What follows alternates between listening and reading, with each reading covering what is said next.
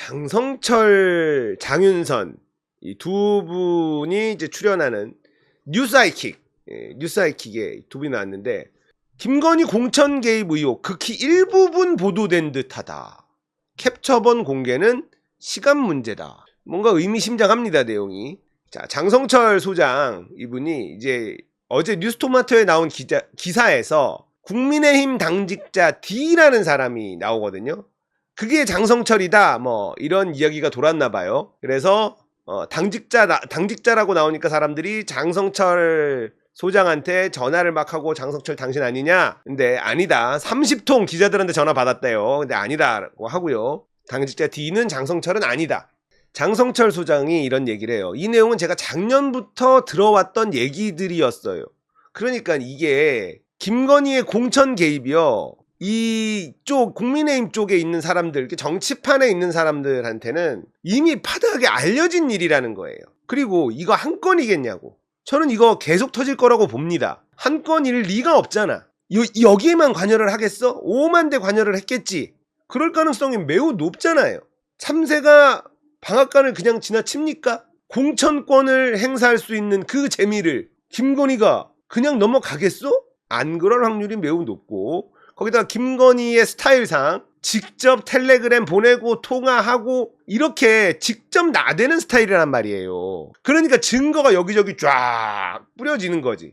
이명수 기자와의 통화, 최재형 목사와의 카톡, 이런 것만 봐도 이 김건희의 스타일을 알 수가 있어. 예.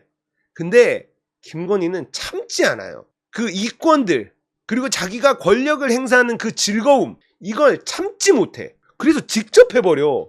조심성도 없어. 무서운 것도 없고 아주 그냥 대박이에요. 그래서 이 이야기가 뭐 이미 그쪽 사람들한테는 뭐 놀라운 일도 아니라는 거죠.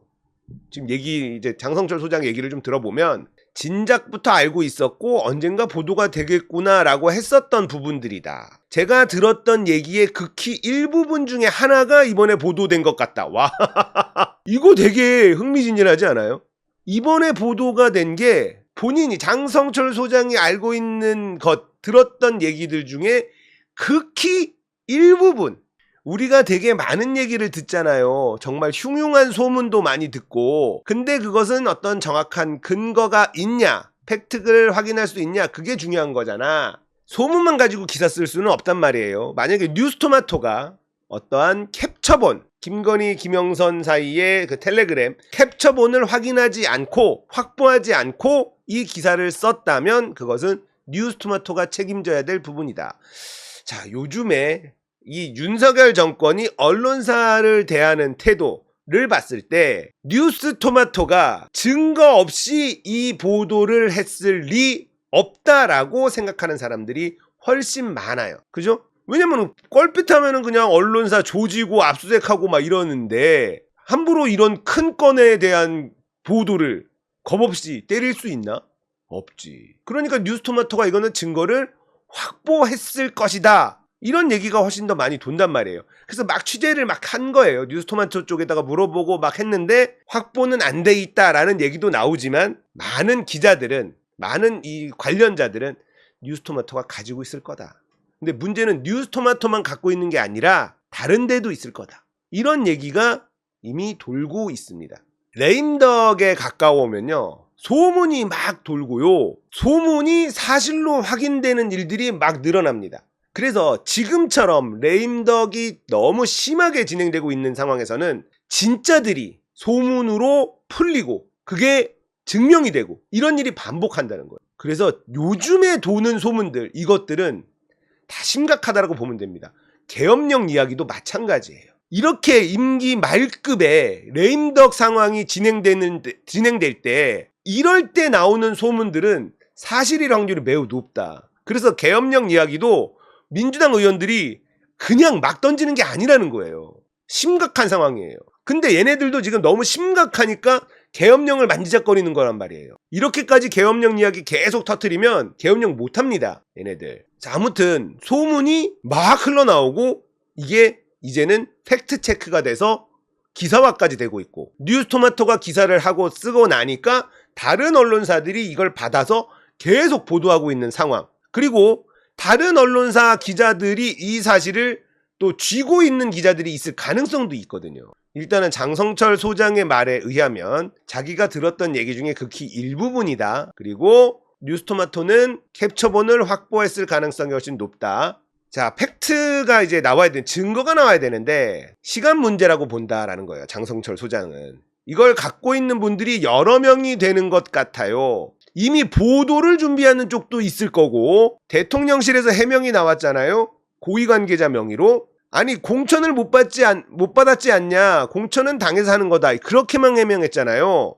그러니까 이제 권순표 진행자도 해명이 약간 이상하죠. 우리가 궁금한 건 김건희와 김영선 간의 이러한 문자는 주고받은 적이 없다, 이렇게 먼저 깔고 가야 되는데 거기에 대해서는 언급을 안 했어. 공천 못 받았잖아, 이건 사실이 아니야, 이렇게 얘기하는 건 이상한 거다. 그런 일 자체가 없다가 아니라 대통령실이 바로 튀어나와서 해명한 게 공천 못 받았으니까 개입 아니다 라는 식으로 해명이랍시고 한 건, 이건 이상한 거다. 강력한 부인을 하지 못했어요. 자, 장윤선 기자가 또 얘기를 합니다.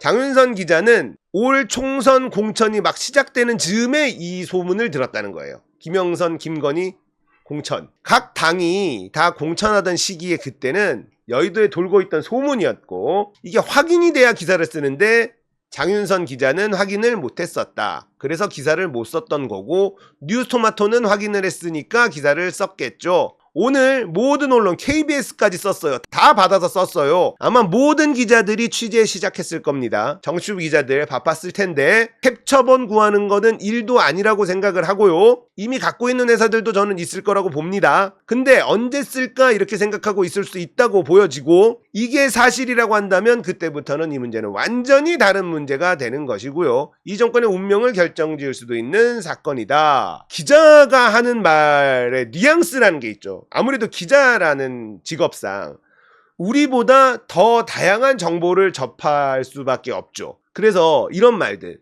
모든 기자들이 취재 시작했을 거고 캡처본 구하는 거는 일도 아니라고 생각한다 라는 부분들, 그렇게 돌아가고 있구나라고 우리가 추측해 볼 수가 있는 거죠. 우리는 뭐 기자가 아니니까 기자들 세계는 정확하게는 잘 모르죠. 어쨌든 정치부 기자, 정치 전문 기자인 장윤선 기자가 이런 이야기를 한다, 이런 것들에 대한 우리가 뉘앙스를 좀 느낄 필요가 있다. 그래서 요 기사를 좀 가지고 온 겁니다. 정권의 운명을 결정줄 수 있는 사건이죠. 이거는 바로 국정농단, 바로 탄핵감입니다.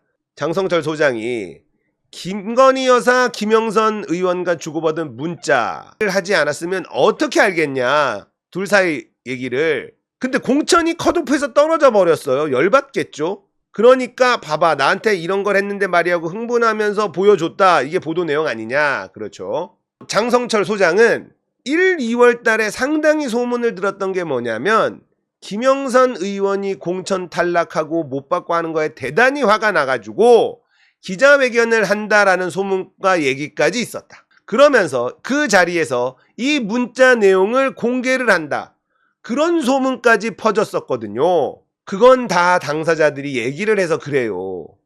자, 당사자들이 아니라고 막 잡아떼더라도 아마 이미 그 캡처본들이 유출이 됐기 때문에 이걸 그냥 대통령실이나 김영선 의원이 아니야, 그런 일 없었어 라고 하면 나중에 상당히 곤혹스러울 수 있을 것 같다. 자, 진행자는 김영선 의원 전면 부인했어요 라고 얘기하니까 장성철 소장이, 내가 만약에 대통령실 참모나 여권의 참모라면 이거는 유출됐다라고 판단하고 언젠가 터져 나온다고 생각을 하고 그 다음에 입장을 내야지, 이걸 그냥 무조건 잡아떼는 것은 좋은 대응 방안은 아닌 것 같다.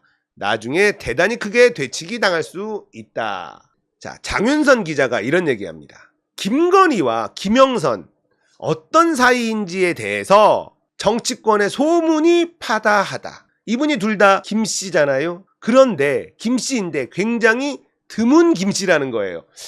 정치권 기자들한테는 오만 정보들이 다 가는구나. 김씨인데 흔한 김씨가 아닌데 김영선과 김건희가 같은 그런 김씨를 쓰더라. 무슨 먼 인척이 된다거나 뭐 이런 소문이 나 있어요. 평소에 언니 동생 하는 사이다. 김용남 전 의원에 따르면 2022년 6월에 이분이 오랫동안 정치를 쉬다가 느닷없이 이 정부가 된 다음에 바로 창원에 가서 국회의원이 당선됐다.